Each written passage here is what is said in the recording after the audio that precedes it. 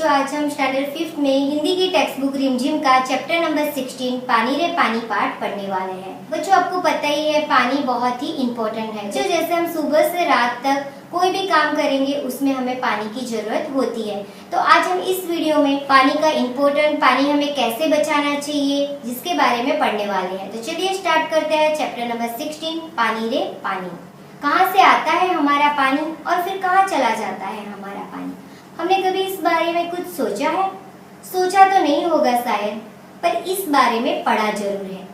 भूगोल की किताब पढ़ते समय जल चक्र जैसी बातें हमें बताई जाती है। एक सुंदर सा चित्र भी होता है इस पाठ के साथ। जैसे यहाँ पे आप पिक्चर में देख सकते हो, सूरज, समंदर, बादल, हवा, धरती, फिर बरसात की बूंदें और लो, फिर बहती हुई एक नदी और उसके किनारे बसा तुम्हारा हमारा घर, गांव या शहर। चित्र के दूसरे भाग में यही नदी अपने चारों तरफ का पानी लेकर उसी समंदर में मिलती दिखती है। चित्र में कुछ तीर भी बने रहते हैं, ऐसा आपने कहीं देखा होगा। जैसे ये यहाँ पे दिया है, सूरज दिया है, बादल दिए हैं, बारिश की बूंदे है, नदी है, और फिर ये नदी जो है वो क्या करती है, वो समंदर से मिलती है। चित्र में कुछ तीर भी बनते रहते हैं। समंदर से उठी भाप बादल बनकर पानी में बदलती है और फिर इन तीरों के सहारे जल की यात्रा एक तरफ से शुरू होकर समंदर में वापस मिल जाती है। जल चक्र पूरा हो जाता है और इस प्रकार जल चक्र बनता है। यह तो हुई जल चक्र की किताबी बात, पर अब तो हम सबके घरों में, स्कूल में, माता पिता के दफ्तरों में, कारखानों और खेतों में पानी का कुछ अजीब सा चक्कर सामने आने लगा है। आप देखोगे तो जल चक्र की किताबी बातें तो हमें पता है, लेकिन हम देखेंगे तो हमारे घर में, स्कूल में, हमारे माता पिता के साथ, हमारे दफ्तर में, कारखानों में, खेतों में पानी का कुछ अजीब सा ही चक्कर है। नलों में अब पूरे समय पानी नहीं आता। आप देखोगे तो हमारे यहाँ तो फिर भी पानी अच्छे से मिलता है, लेकिन हमारे देश में बहुत ऐसे गांव है, शहर है जहाँ पानी की बहुत ज्यादा कमी है। जैसे नलों से अब पानी पूरे समय नहीं आता। नल खोलो तो उससे पानी के बदले सू सू की आवाज आने लगती है। यानी जब भी हम नल चालू कर देंगे तो उसमें पानी नहीं आएगा, लेकिन सू सू की आवाज आने लगती है। पानी आता भी है तो बेवक्त, यानी कि हर टाइम पानी नहीं आता, कभी कभी ही पानी उसमें आता है। पानी का कोई टाइम होता है तब भी आता है, और बेवक्त यानी उसका कोई वक्त नहीं आने का। सुबह 5 बजे भी आ गया या 4 बजे आ गया, रात को आ गया देर से, कभी भी आ सकता है। कभी रात को तो कभी भोर सवेरे।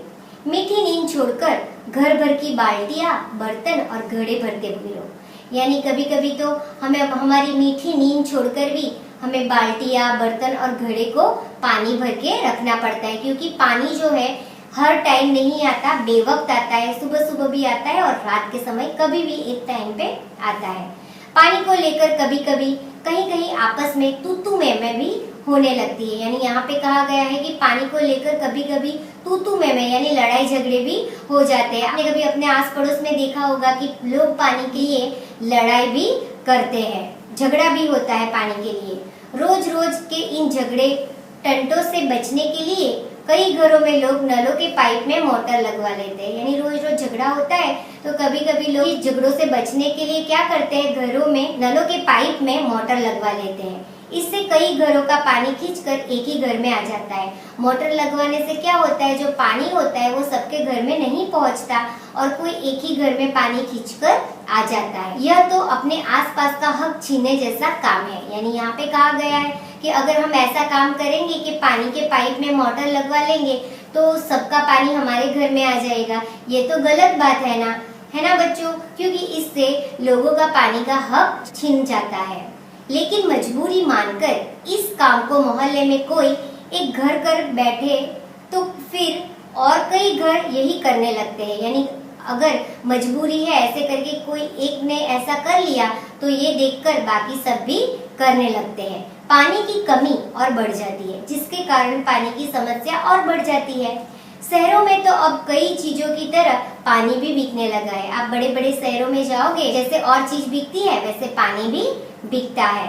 यह कभी गांव शहरों में नहीं बल्कि हमारे प्रदेशों की राजधानियों में और दिल्ली, मुंबई, कोलकाता, चेन्नई और बेंगलोर जैसे बड़े शहरों में भी लोगों को भयानक कष्ट में डाल देती है।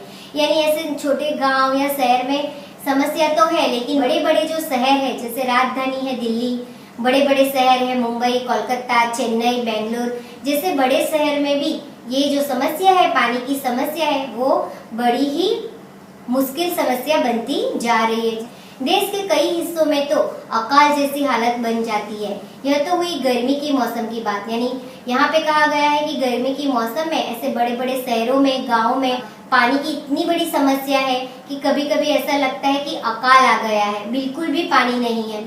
लेकिन बरसात के मौसम में क्या होता है, लो सब तरफ पानी बहने लगता है। यानी कि ये गर्मी की बात की गई। अभी हम बारिश की बात करते हैं कि बारिश में क्या होता है, क्या होता है, तो हर जगह पे पानी ही पानी होता है। हमारे तुम्हारे घर, स्कूल, सड़कों, रेल की पटरियों पर पानी भर जाता है। आपने देखा होगा कि जब बारिश की सीजन आती है तो हमारे घर के सामने स्कूल, सड़कों और रेल की पटरियों में भी पानी भर जाता है। थोड़ी सी बारिश आती है कि हर जगह पे पानी पानी हो जाता है। देश के कई भाग बाढ़ में डूब जाते हैं, यानी थोड़ी सी भी बारिश होती है तो बाढ़ भी आ जाती है, जिसके कारण गांव के गांव, शहर के शहर उस बाढ़ में डूब जाते हैं। यह बाढ़ न गांवों को छोड़ती है और ना मुंबई जैसे बड़े शहरों को, यानी ये बाढ़ जो आती है ना छोटे मोटे गांवों को छोड़ती है, ना मुंबई जैसे बड़े शहर को भी वो तबाह कर देती है।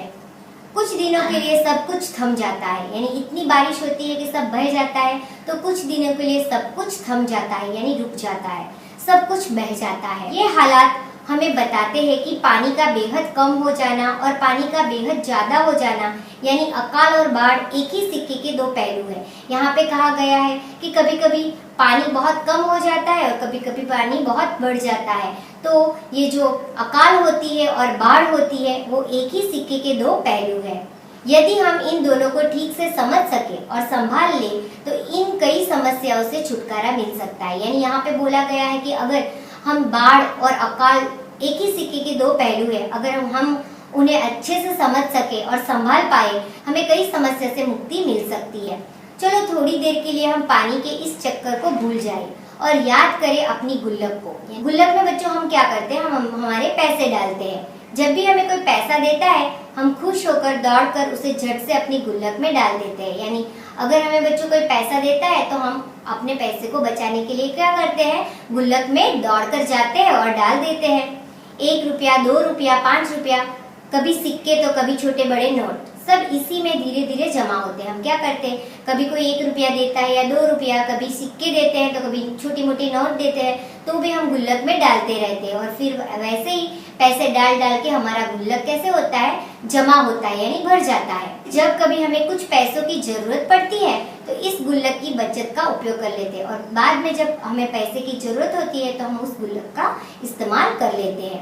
हमारी यह धरती भी इस तरह की खूब बड़ी गुल्लक है। यहाँ पे क्या बोला गया है कि जो हमारी धरती है, पृथ्वी है, वो भी बड़ी सी गुल्लक है, मिट्टी की बनी। कैसे बनी, मिट्टी की। इस विशाल गुल्लक में प्रकृति वर्षा के मौसम में खूब पानी बरसाती है। यहाँ पे क्या कहा गया है कि जब बारिश की सीजन आती है तो प्रकृति इस मौसम में खूब पानी बरसाती है। तब रुपयों से भी कई गुना कीमती इस वर्षा को हमें इस बड़ी गुल्लक में जमा कर लेना चाहिए। यहाँ पे कहा गया है कि जैसे रुपया हम गुल्लक में डाल के जमा करते हैं, वैसे जब बहुत बारिश होती है तो हमें क्या करना चाहिए, पानी को अच्छी जगह पे जमा कर लेना चाहिए। हमारे गांव में, शहर में जो छोटे बड़े तालाब, झील आदि है, वे धरती की गुल्लक में पानी भरने का काम करते हैं। जैसे हमारे गांव में, शहर में छोटे बड़े जो तालाब रहते हैं, झील रहते हैं, वो धरती की गुल्लक है, वो क्या करते हैं, बारिश का पानी जमा करने का काम करते हैं। इनमें जमा पानी जमीन के नीचे छिपे जल के भंडार में धीरे धीरे रिसकर छन कर जा मिलता है। यानी जो इसमें जमा हुआ जो पानी है वो धीरे धीरे रिसकर छन कर नीचे चला जाता है। इससे हमारा भूजल भंडार समृद्ध हो जाता है।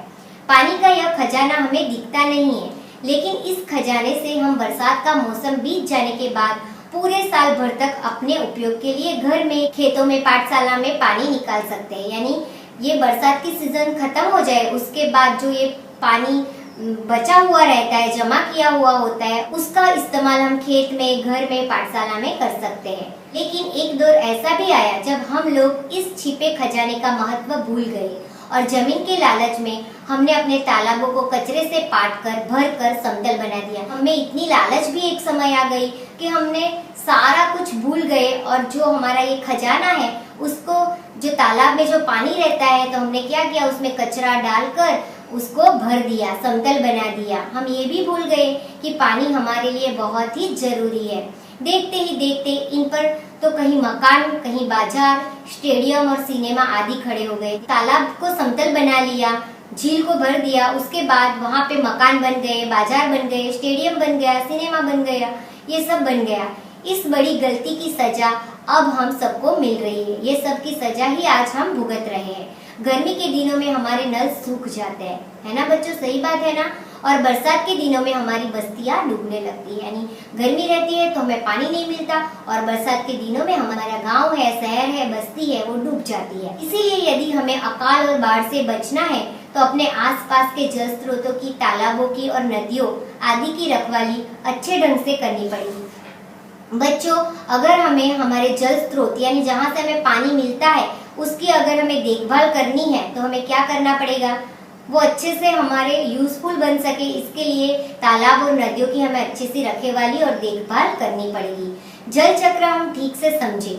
अब बरसात हो तो उसे थाम ले, अपना भूजल भंडार सुरक्षित रखे, अपनी गुल्लक भरते रहे, तभी हमें जरूरत के समय पानी की कोई कमी नहीं आएगी। यानी कि हमें क्या करना पड़ेगा, बारिश की सीजन आएगी तो हमें क्या करना पड़ेगा, हमारी जो झील है, तालाब है, कुआं है, जो भी जल स्रोत है उसे भरकर रखना चाहिए, ताकि हमें जब गर्मी की सीजन आए तो हम उससे पानी का इस्तेमाल कर सके। तो उसकी देखभाल हमें ही करनी पड़ेगी, ताकि हमें वक्त आए तो हम सही समय पर सही पानी का इस्तेमाल हम कर पाएंगे।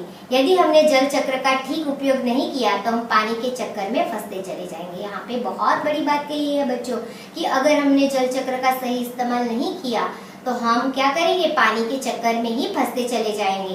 तो बच्चों, ये बहुत ही अच्छा लेसन है जिसको लिखा है अनुपम मिश्र ने। तो बच्चों, आशा करती हूँ आपको ये लेसन समझ में आया होगा। तो इसके क्वेश्चन आंसर हम नेक्स्ट वीडियो में देखेंगे। अगर आपको वीडियो पसंद आया तो वीडियो को लाइक कीजिए और ऐसे ही अच्छे वीडियो देखने के लिए हमारे चैनल को सब्सक्राइब कीजिए। Thank you.